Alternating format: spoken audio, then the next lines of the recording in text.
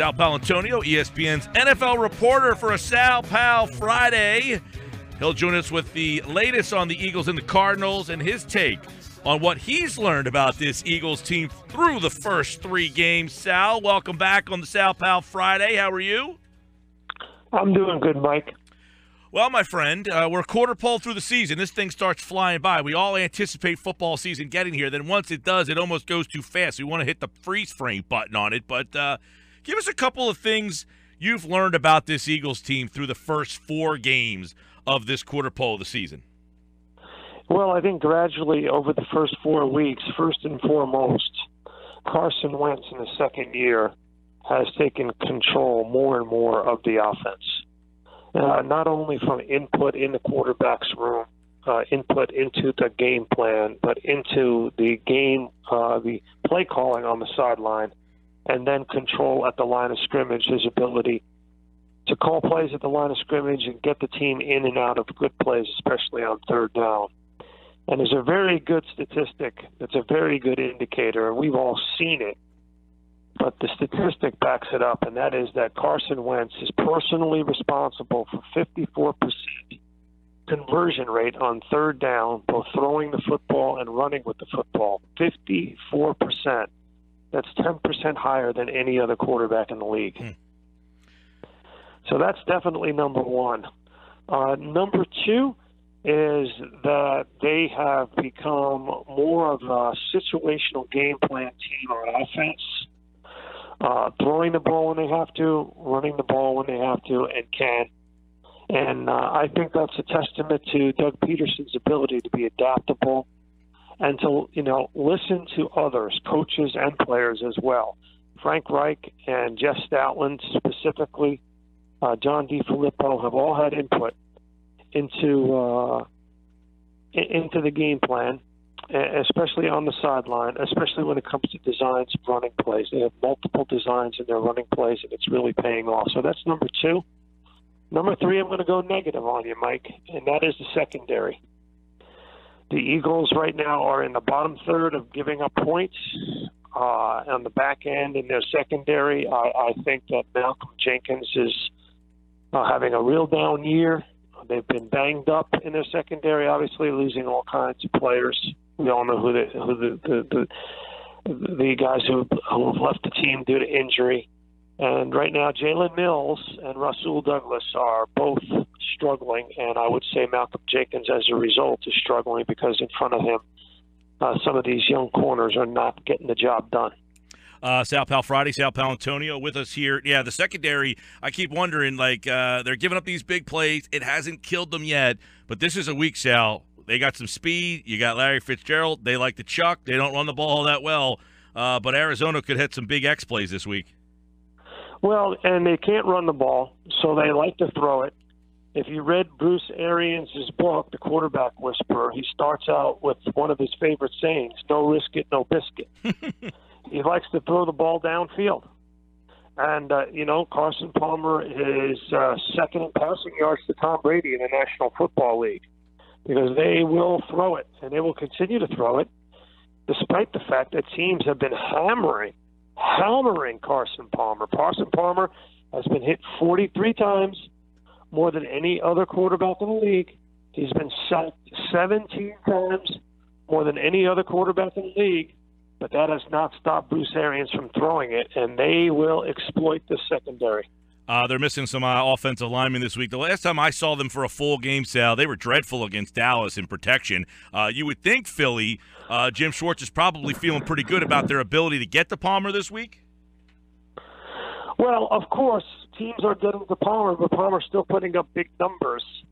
Their only 2 victories came in overtime, and they've only scored more than 20 points in one game this year, the opener, which they lost.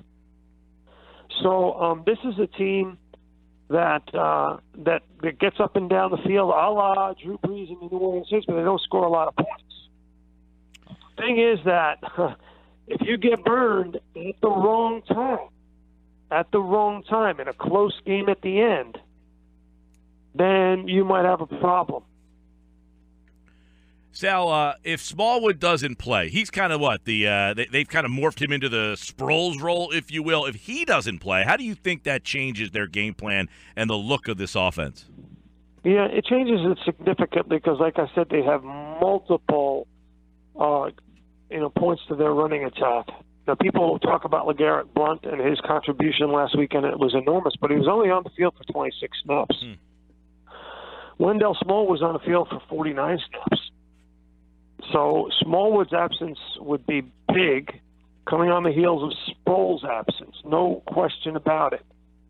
The thing is, though, Mike, in this particular game, I don't think it's that big of a deal because you're not going to run on the Cardinals.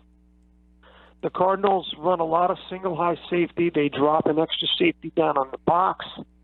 They have that dollar linebacker, Dion Buchanan, and he makes it nearly impossible to run on. So you have to throw your way out of trouble with this Cardinals defense. And the Cardinals defense is good, but you got to throw your way out of trouble. That's the bottom line. So this is a game on third down. As I mentioned, Carson Wentz's third down numbers already, where, he'll look for Zach Ertz. He'll look for Nelson Aguilar. Why? Because, Alshon Jeffrey is going to get erased by Patrick Peterson. Yeah. So this is an Aguilar-Zach Ertz game. And when you put Blount in, it's high volume, low production. It's just, let's get 3-4 yards, put ourselves in a short yardage third down situation, move the chains. I'm going to start calling them Carson Move the Chains Wentz. They're second in the league in third down conversion rate. Which is something they were lousy at last year. With a second-year quarterback. Excuse me? That's something they were lousy at last year. Lousy. And the reason it's different this year is because Peterson has trusted Wentz at the line of scrimmage. By the way, Sal Pal ESPN on Instagram. I like those. I've been watching a lot of them with you and Greg Cosell with the matchups there. That's very informative. Oh, yeah. People are going to love it. It's Sal Pal ESPN on Instagram. We do these things called Instagram Instant Analysis. And I'm going to trademark that. You got to look at them. Everybody who's interested in detailed matchups, it'll help your fantasy leagues without a doubt, your fantasy teams without a doubt. We do some detailed matchups from the NFL matchup set with Greg Cosell and Lou Riddick. They're called Instagram Instant Analysis on Sal Pal ESPN on Instagram. I dove into those last week. So, instant analysis on this matchup here. Where do you think Philly has an advantage that they will exploit? Well, I think they have a significant advantage in their ability to throw the football. I think they have a significant advantage in their ability to stop the Cardinals' run. The Cardinals are a poor running team and force the Cardinals to be one-dimensional. That's what teams do, and then attack the quarterback. So I think the Eagles can control the line of scrimmage when they are on offense, and I think they can control the line of scrimmage when they are on defense. The key thing is don't let plays get behind you. That's the key. If I were Schwartz, I wouldn't blitz. I don't think you have to blitz this team. As you mentioned, injuries on the offensive line. Bruce Arians' protection scheme only has 5 guys on the protection scheme. So you don't necessarily have to blitz. Keep everything in front of you and control the line of scrimmage on offense, and you should walk away with the win. But it won't be easy. The Eagles are not going to have any blowout wins this year, Mike.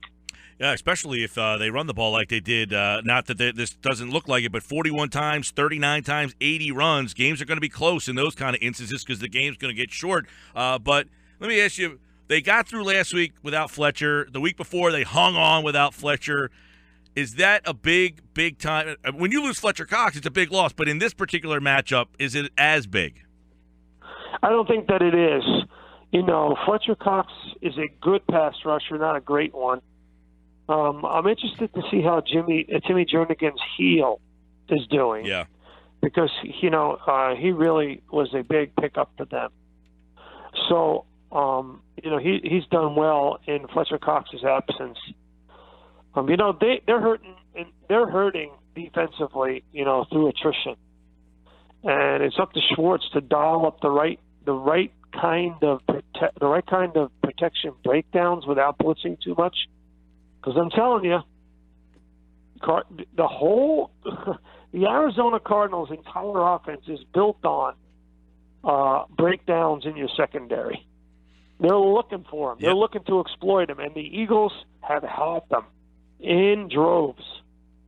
Big time. We saw him last week. Rivers got him a couple times. Keenan Allen, Williams, but they were able to hold on and win that game with an epic way to run that clock out. What an awesome way to close out a game last week. So the Eagles win that game in L.A. They're back home against this Cardinals team. Sal Pal Friday. Sal, where will you be? Do you have that assignment yet? If you remember last week, I said I thought that the Chargers were going to win the game. I actually went on ESPN Radio in Philly Saturday and changed my pick, and I mentioned that I had been on your show. I said in Philly, I was on the Mike Gill show in EC, and I picked the Chargers, but I'm going to change it because I did some further inspection. I said, I think the Eagles can eke out a victory if they do X, Y, and Z. So I changed my pick, but I'm sticking with the Eagles all the way through this week. I'm picking the Eagles on your show. I'm going to pick them tomorrow on ESPN Radio in Philly. I think the Eagles will win the game, and I think they'll win the game 24-20. 24-20, Eagles. Hard fought at home, and you remember last time Arizona was in Philly, Sal, it was a Sunday night. They got bombed by the Cardinals. I think it was like 40-10 or something like that. Arizona, though, has not been the same team since that night. They have gone down the hill. So maybe a return visit to Philly is just what the Eagles need to get back at them for that. That was an awful game for Philly. Wait a minute. So didn't Bruce Arians bring the Cardinals in since then? I think he did. Since that game, I know that. Listen, the Cardinals. By the way, this series goes back to 1935 because the Cardinals used to be in the division, and the Cardinals have more wins, 57, against the Eagles than any other franchise in their history. Yeah. They've always given the Eagles big problems, and Carson Palmer has always given the Eagles big problems. That's right. So And I don't think this will be a blowout at all. I don't. Obviously, this game here on 97.3 ESPN, the countdown to kickoff starts at 10. Sal, do you have an assignment for Sunday yet? Do you know where you'll be? Oh, I'm going to be in beautiful South Philadelphia at the confluence of the Schuylkill and Delaware rivers. I can't wait. I love it. I love it. Supposed to be a little rainy, too, right? It's supposed to have a little weather? We'll be okay. All right. We'll see you on of course, the Countdown Show, the matchup show on the Deuce. The matchup show, yeah. Matchup show tomorrow.